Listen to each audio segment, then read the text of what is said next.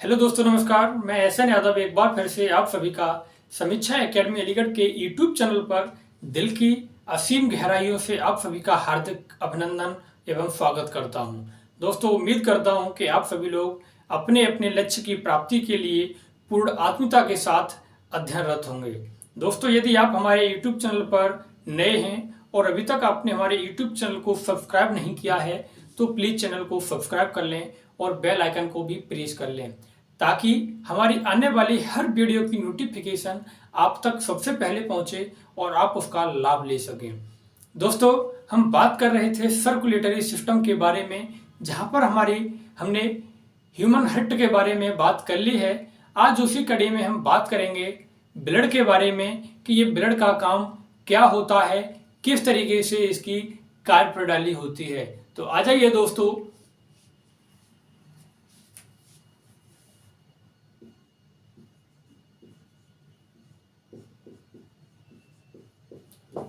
रक्त यानी कि ब्लड। तो सबसे पहले तो हमें यह पता होना चाहिए कि जो रक्त यानी कि ब्लड है, जिसे आप लहू भी बोलते हो, रुधिर भी कहते हैं इसके लिए, यानी कि इसका जो अध्ययन है विस्तृत रूप में ये किस में किया जाता है। तो दोस्तों याद रखना, इसका जो अध्ययन है वो विज्ञान की एक शाखा है हीमेटोलॉजी। क्या नाम है? हीमेटोलॉजी में ब्लड का अध्ययन किया जाता है गहराई से। तो यानी कि यहाँ पर और भी जानकारी के लिए कि यदि कहीं भी हीम शब्द पहले आ जाता है तो समझ लीजिए वहां पर ब्लड से संबंधित बात की जा रही है। दोस्तों, तो ये क्वेश्चन पूछा जा सकता है कि ब्लड का अध्ययन विज्ञान की किस शाखा में किया जाता है, तो कह सकते हो हीमेटोलॉजी। अब बात आती है आगे कि ब्लड का जो निर्माण होता है वो कहाँ से शुरू होता है, किस प्रकार होता है। तो दोस्तों याद रखना, जो ब्लड का जो निर्माण है वो भ्रूण के मीजोडर्म शाखा से होता है। भ्रूण की मीजोडर्म परत से होता है। अब ये मीजोडर्म क्या है? तो दोस्तों याद रखना, जिस यानी कि भ्रूणीय अवस्था होती है जब व्यक्ति की, क्या भ्रूणीय अवस्था, उस समय उसमें 3 प्रकार की लेयरें पाई जाती हैं। तो देख लीजिए, ये मान लीजिए भ्रूण है और यहां पर 3 लेयरें पाई जाएंगी, 1 2 यानी 3। ये जो ऊपर वाले हैं ये होते हैं एंडोडर्म,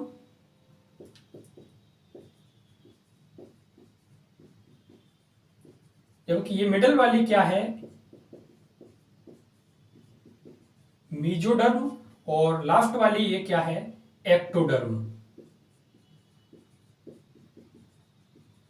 तो दोस्तों याद रखना, एंडोडर्म, मीजोडर्म और एक्टोडर्म। एंडोडर्म जो है ये आंतरिक होती है, ये मध्य की, और ये क्या है? बाहरी परत होती है। तो दोस्तों ये जो एंडोडर्म है इसका काम होता है व्यक्ति के यानी कि इंटरनली पार्ट्स का निर्माण करना।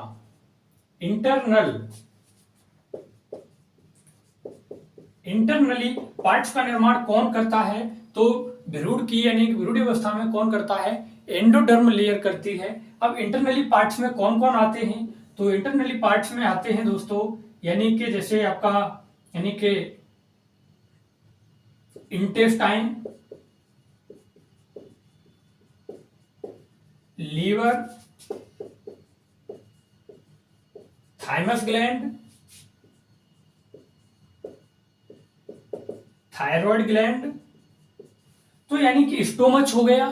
तो स्टोमच वगैरह यानी कि इंटरनली जो पार्ट्स हैं, आंतरिक अंग, उनका निर्माण कौन करता है? एंडोडर्म।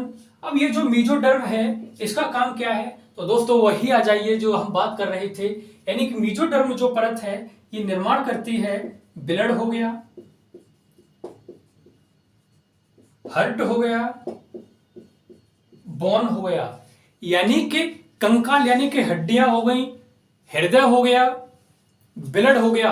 इसका निर्माण कौन करता है? तो भ्रूणी की यानी कि मध्य वाली परत यानी कि मीजोडर्म परत से होता है। अब ये एक्टोडर्म का क्या काम है? तो एक्टोडर्म जो है इसका काम है दोस्तों स्किन का निर्माण करना। स्किन हो गया, और स्किन में जो लाइनिंग होती हैं उनका भी, वो भी काम किसका है? ये एक्टोडर्म परत का है। तो दोस्तों उम्मीद करता हूं कि ये आपको समझ में आ गया होगा कि भ्रूणीय अवस्था में यानी कि रक्त का निर्माण कौन करता है, तो वो क्या है, मीजोडर्म परत करती है। यहाँ पर जानकारी के लिए मैंने आपको और भी बहुत कुछ बता दिया, यानी कि एंडोडर्म भी बता दिया और आपको एक्टोडर्म भी साथ में बता दिया।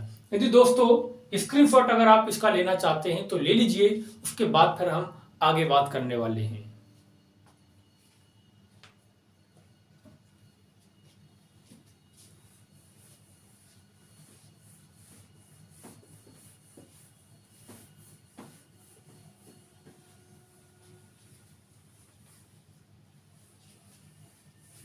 देखिएगा अब ये जो रक्त है ये एक प्रकार का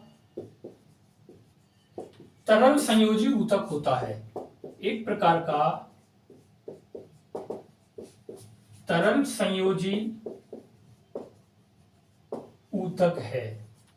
यानी कि तरल संयोजी यानी कि लिक्विड हो गया, और संयोजी का मतलब यानी कनेक्शन यानी कनेक्टिव, और ये टिश्यू यानी कि ये जो है सूचना को एक जगह से दूसरी जगह क्या है आदान प्रदान करता है। मतलब समझ सकते हो, जब हमारी बॉडी से हार्मोन्स रिलीज होते हैं तो हार्मोन्स को एक जगह से दूसरी जगह तक पहुंचाने का काम किसके माध्यम से होता है, इसी ब्लड के माध्यम से होता है। इस कार्ड से इसको क्या कहा गया, यानी कि ये क्या हो गया, एक तरल संयोजी यानी कि कनेक्टिंग टिश्यू होता है।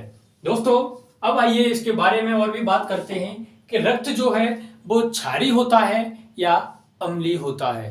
तो याद रखना कि जो रक्त है वो क्या होता है, क्षारीय, यानी कि इसका पीएच मान जो है वो 7.4 है, और जब 7 से जैसे ही ऊपर बढ़ते हैं क्या हो जाता है, क्षारीय अवस्था शुरू हो जाती है, जबकि 7 पर क्या होता है न्यूट्रल, और 7 से नीचे क्या होगा एसिड होता है। तो इसका पीएच मान 7.4, तो कह सकते हो जो रक्त है वो कैसा होता है, मानव का हल्का क्षारीय होता है, यानी कि स्लाइट बेसिक होता है। दूसरी बात, मानव में जो रक्त है वो कुल भार का कितना पाया जाता है, तो याद रखना मानव के अंदर, यानी कि अगर पुरुष की बात की जाए तो पुरुष में जो रक्त है वो पाया जाता है 5.5 लीटर, जबकि अगर महिला की बात की जाए तो महिला में जो है पुरुषों की अपेक्षा ब्लड की मात्रा कम पाई जाती है। तो यानी कि 4.5 से 5 लीटर के बीच क्या है इनके अंदर रक्त पाया जाता है। अब ये इतना 1 लीटर के लगभग अंतर क्यों, तो दोस्तों ये आपको बखूबी पता होगा कि महिलाओं में पर मंथ पीरियड्स की समस्या होती है, पीरियड्स आते हैं जिस कारण से उनका अधिकतर ब्लड क्या है, यानी कि ब्लीडिंग में क्या है बाहर निकल जाता है। इस कारण से उनको क्या है, दूसरी बात वो बच्चे को जन्म देने का भी काम करते हैं, कर दें, जिसके कारण उनकी बहुत सारी ब्लीडिंग हो जाती है, तो उनमें क्या है ब्लड की कमी हो जाती है, जबकि पुरुषों में ऐसा नहीं होता। दूसरा कारण, पुरुषों में टेस्टोस्टेरोन हार्मोन होता है, जबकि महिलाओं में टेस्टोस्टेरोन हार्मोन नहीं होता। तो टेस्टोस्टेरोन हार्मोन जो है वो भी जिम्मेदार होता है ब्लड की मात्रा के लिए, अधिक मात्रा के लिए। इसी कारण से पुरुषों में ब्लड अधिक, जबकि महिलाओं में ब्लड की मात्रा कम पाई जाती है।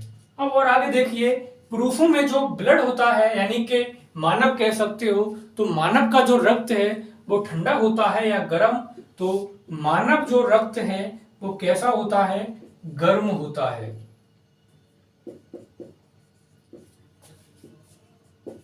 मानव रक्त गर्म होता है, जबकि मछली,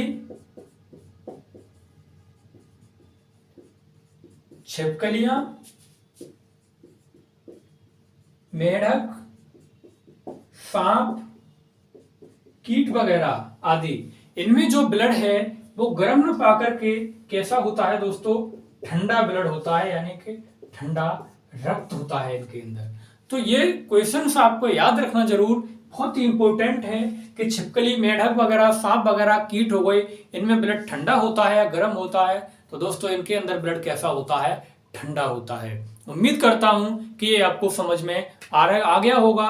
यदि आप स्क्रीनशॉट लेना चाहते हैं तो लीजिए, इसके बाद फिर हम आगे की बात करने वाले हैं रक्त के यानी कि इसके संगठन के बारे में कि रक्त जो है उसमें क्या क्या मिला हुआ होता है, किस किस से ये मिलकर के बना होता है।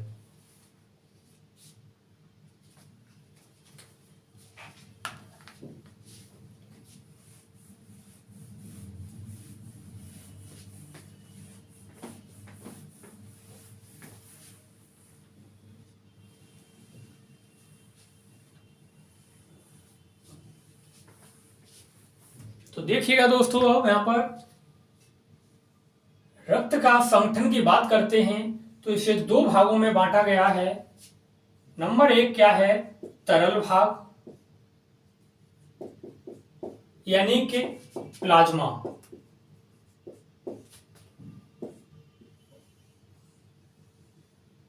दूसरा ठोस भाग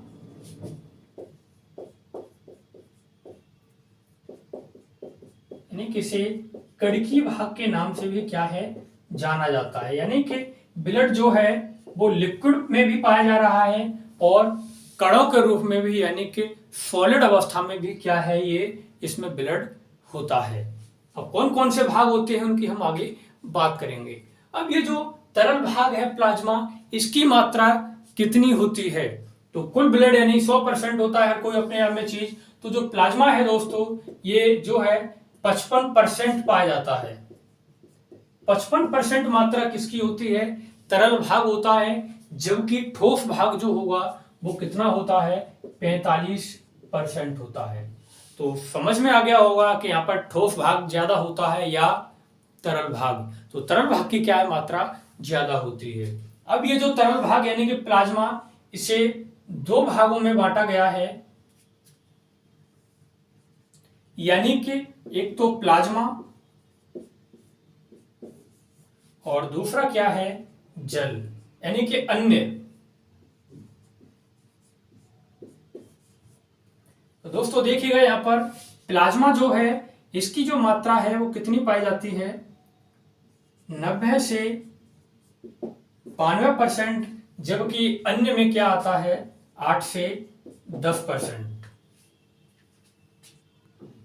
तो देखिएगा यहां पर यानी कि 90 से 92% और अन्य में क्या है 8 से 10%। ये सॉरी प्लाज्मा नहीं, यानी कि यहां पर क्या है जल है ये, और यहां पर क्या है ये अन्य, यानी कि इसमें एंटीबॉडी वगैरह यानी कि पोषक पदार्थ क्या है आ जाते हैं। तो जल की मात्रा कितनी होती है तरल भाग यानी प्लाज्मा में, 90 से 92%, जबकि अन्य में कितना आता है 8 से 10%। आगे ये जो ठोस भाग है इसको भी 3 भागों में बांटा गया है, वो है आपके आरबीसी, दूसरा डब्ल्यूबीसी और लास्ट में क्या है प्लेटलेट्स, जिसे आप प्लेटें बोल देते हो कि प्लेटें गिरती जा रही हैं, डॉक्टर साहब अब क्या करें। यानी कि जब डेंगू रोग हो जाता है तो उस समय बॉडी में क्या है यानी कि प्लेटों की कमी हो जाती है, तो ये वही प्लेटें हैं, यानी कि इनको प्लेटलेट्स या बेम्बार्डो या पट्टेकार्डो या थ्रोम्बोफाइट के नाम से भी क्या है जाना जाता है। हम जानेंगे विस्तृत रूप में आगे की क्लासों में। तो ये आरबीसी यानी कि रेड ब्लड कॉर्पल्स, ये डब्ल्यूबीसी यानी कि व्हाइट ब्लड कॉर्पल्स, और ये प्लेटलेट्स यानी कि लाल रक्त कणिकाएं, श्वेत रक्त कणिकाएं, और ये प्लेटें।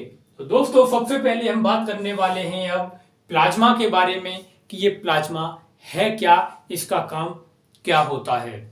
आपने देखा होगा ये जो कोरोना जो महामारी थी उस समय प्लाज्मा और सीरम की मांग बहुत ज्यादा बढ़ गई थी। दिल्ली में तो इस प्लाज्मा के यानी कि बोतलें चढ़ाने के लिए अनुमति दे दी गई थी कि व्यक्तियों को क्या है हम प्लाज्मा को दे दें। तो यानी कि डोनेट की भी मांग उठी थी कि प्लाज्मा को अधिक से अधिक लोग आकर के दान करें।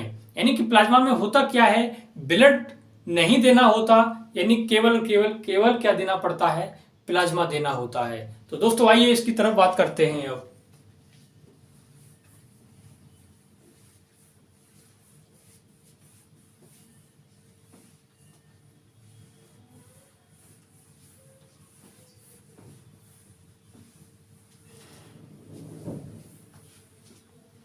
देखिएगा यहां पर प्लाज्मा,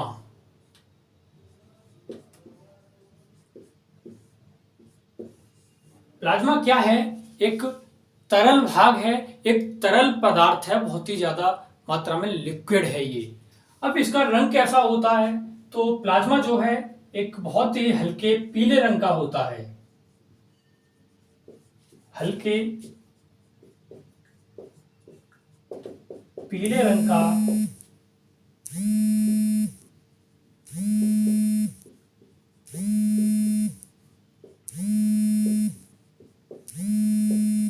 क्या होता है, ये चमकदार पदार्थ होता है दोस्तों।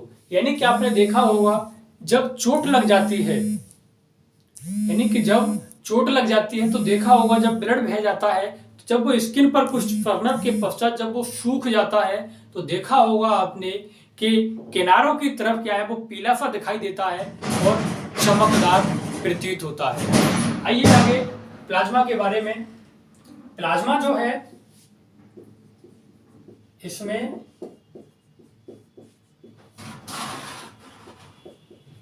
पोषक पदार्थ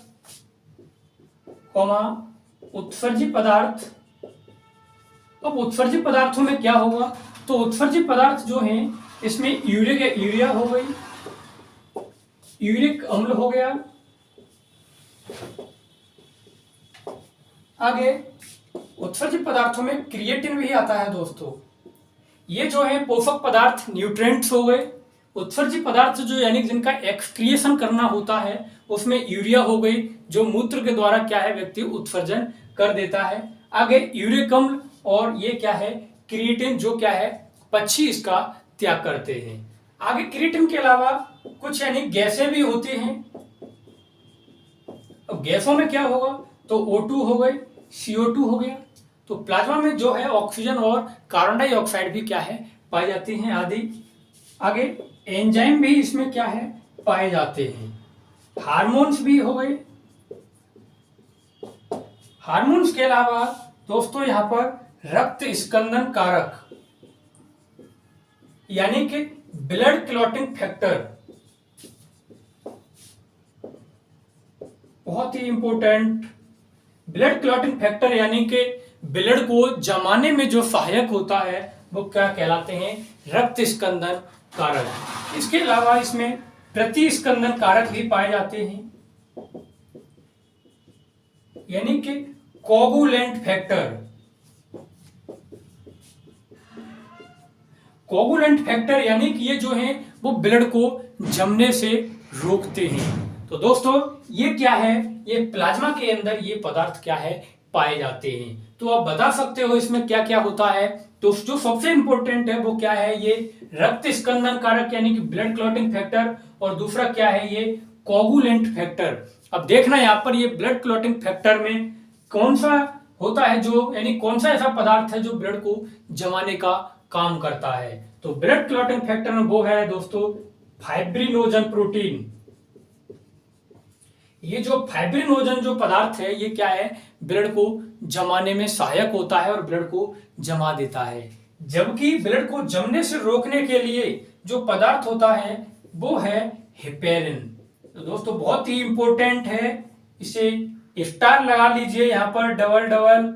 और ये फाइब्रिनोजन भी तो याद रखना कि हेपेरिन का काम क्या है, तो ब्लड को जमने से रोकना, और फाइब्रिनोजन का काम क्या है, ब्लड को जमाना। यानी कि जब व्यक्ति को चोट लग जाती है उस समय ये फाइब्रिनोजन ही है जो ब्लड को थक्कों के रूप में क्या है बना देता है, और थोड़ी देर बाद देखते होगे आप ब्लड का बहना रुक जाता है। वो बात अलग है चोट अधिक मात्रा में लग गई, ब्लीडिंग यानी कि ब्लड बहुत ज्यादा मात्रा में बह रहा है, तो वहां पर ये फिर काम नहीं कर पाता, फिर वहां पर हमें क्या है यानी कि हॉस्पिटल ही जाना पड़ता है। अन्यथा छोटी मोटी चोट क्या है, ये फाइब्रिनोजन क्या है खुद से ही रोक लेता है। हम बात करेंगे किसी दिन अगली क्लास में बहुत ही विस्तार से फाइब्रिनोजन के बारे में कि किस प्रकार से इसके बारे में पता चला।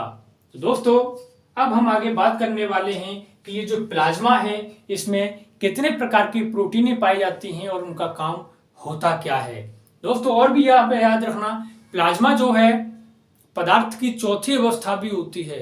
यानी कि आपने सुनी होंगी ठोस द्रव गैस, तो पदार्थ की उसी कड़ी में चौथी अवस्था प्लाज्मा भी है, जो कि ऊष्मा और विद्युत दोनों की ही क्या होती है सुचालक होती है। और चमकदार बहुत ज्यादा होता है ये, तो यहाँ ये भी क्या है, प्लाज्मा चमकदार होता है। सूर्य से जो प्रकाश आ रहा है वो भी क्या इतना चमकीला क्यों है, तो वो प्लाज्मा के कारण ही है, क्योंकि वहां पर अवस्था क्या है, प्लाज्मा अवस्था ही है, और जब प्रकाश उस पर पड़ता है तो वो क्या है, और ज्यादा चमकीला हो जाता है। दोस्तों यदि स्क्रीनशॉट लेना चाहते हैं तो ले लीजिए, इसके बाद फिर हम क्या है आगे बात करने वाले हैं इसकी प्रोटीनों के बारे में।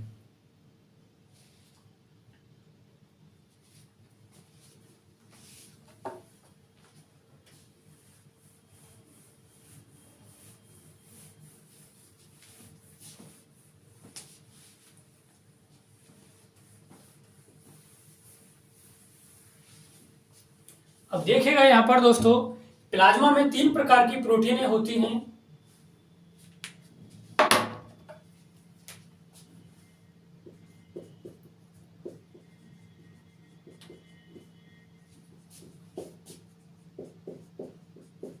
तीन प्रकार की प्रोटीन होते हैं। नंबर 1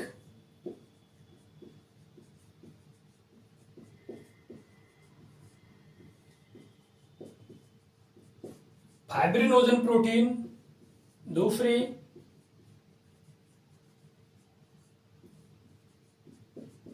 एल्ब्यूमिन प्रोटीन, और नंबर 3 ग्लोब्यूमिन्स प्रोटीन। अब इनके काम क्या होते हैं, तो ये जो फाइब्रिनोजन प्रोटीन है ये काम करती है ब्लड क्लॉटिंग का, यानी कि ब्लड को जमाने का। यदि रक्त में से या प्लाज्मा में से यदि इसको निकाल दिया जाए कि इसके लिए फाइब्रिनोजन प्रोटीन के लिए, तो वो बिल्कुल लिक्विड रहेगा, यानी कि फिर वो ब्लड जम नहीं सकता।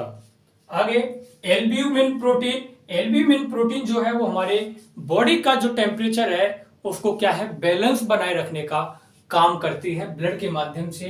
तो इसे यानी कि ये का क्या काम है इसका, ओस्मोटिक बैलेंस। आगे ये जो ग्लोब्यूमिन्स प्रोटीन है इसका काम है इम्यूनिटी को इंक्रीज करना। क्या करना, इम्यूनिटी के लिए इंक्रीज करना, यानी कि प्रतिरोधक क्षमता अर्थात प्रतिरोधक शक्ति को क्या करना, बढ़ा देना। ये काम कौन करता है, ये एल्ब्यूमिन प्रोटीन होती है। जिनके अंदर एल्ब्यूमिन प्रोटीन की कमी हो जाती है, यानी कि ग्लोब्यूमिन्स प्रोटीन की उनकी क्या इम्यूनिटी गिर जाती है। कोरोना काल में आपने देखा होगा लोगों की इम्यूनिटी गिरती जा रही थी। कोरोना जो हर किसी पर अपना अटैक कर रहा था, प्रहार कर रहा था, तो बूस्टर डोज आए थे, और बूस्टर डोज का काम क्या था, इम्यूनिटी को किसी भी तरह इंक्रीज करिए जिससे कोरोना उस पर अपना प्रभाव न दिखा पाए। तो दोस्तों उम्मीद करता हूं ये भी आपको बिल्कुल समझ में आ गया होगा। इसके बाद अब हम आगे बात करने वाले हैं कि प्लाज्मा में जो ऑक्सीजन है उसकी मात्रा कितनी पाई जाती है, और प्लाज्मा में से यदि फाइब्रिनोजन प्रोटीन को निकाल दें तो फिर इसे किस नाम से जाना जाता है।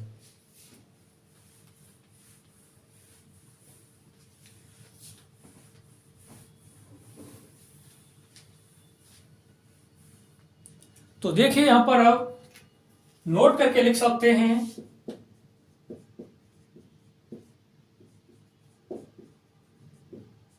प्लाज्मा में कुल ऑक्सीजन की मात्रा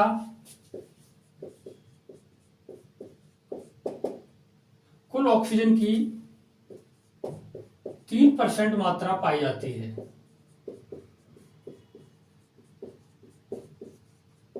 कितनी, सिर्फ 3% प्लाज्मा में ऑक्सीजन गैस पाई जाती है। अब जो 97 है वो कहां पर, तो जो 97% ऑक्सीजन गैस है ये पाई जाती है दोस्तों आरबीसी में। तो बहुत ही इंपॉर्टेंट है ये कि प्लाज्मा में कितने परसेंट, तो 3%, और 97% कहां पर, आरबीसी में। आरबीसी में माइटोकॉन्ड्रिया नहीं होता और ये ऑक्सीशोषण भी नहीं करती, लेकिन उसके पश्चात भी यहाँ पर 97 ऑक्सीजन गैस पाई जा रही है। अब क्यों पाई जा रही है, क्यों काम नहीं हो रहा है इसमें ऑक्सीजन गैस का, ये हम बात करेंगे नेक्स्ट क्लास में, जब हम आरबीसी को बिल्कुल एक नए टॉपिक के साथ जब हम पढ़ेंगे दोस्तों। अभी हम बात कर रहे हैं केवल और केवल प्लाज्मा के बारे में। अब देखिए यहाँ पर प्लाज्मा जो है, यानी ये नाम तो आपने सुना ही होगा, सीरम। कोरोना काल में सीरम की भी बहुत मांग बढ़ी थी। इसका जो सीरम का जो निर्माण है भारत के अंदर, बायोटेक्नोलॉजी जो यानी कि हैदराबाद में एक लैब है, वो इसका निर्माण करती है। और यदि विश्व के अंदर भी देखा जाए तो वर्ल्ड के अंदर सबसे ज्यादा सीरम का अगर निर्माण कोई करता है तो वो भारत ही करता है। तो देखिएगा, यदि प्लाज्मा में से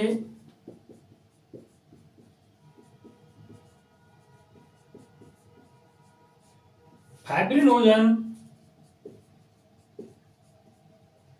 प्रोटीन को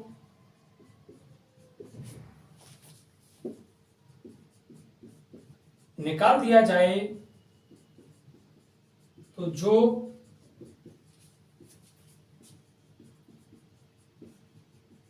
प्राप्त होता है वह सीरम कहलाता है। अब ये दोस्तों बिल्कुल लिक्विड होगा सीरम, ये बिल्कुल कभी भी जम नहीं सकता, क्योंकि फाइब्रिनोजन जो था, जो जमाने का काम कर रहा था, उसे ही हमने क्या है, उसी पदार्थ को बाहर निकाल दिया। तो ये सीरम है। तो यहां पर और भी याद रखना, ये सीरम जो है सर्वाधिक एंटीबॉडी से भरपूर होता है। यानी कि इसमें एंटीजन नहीं मिलेंगे, इसमें क्या मिलेंगे, एंटीबॉडी मिलेंगे। तो सीरम सर्वाधिक एंटीबॉडी से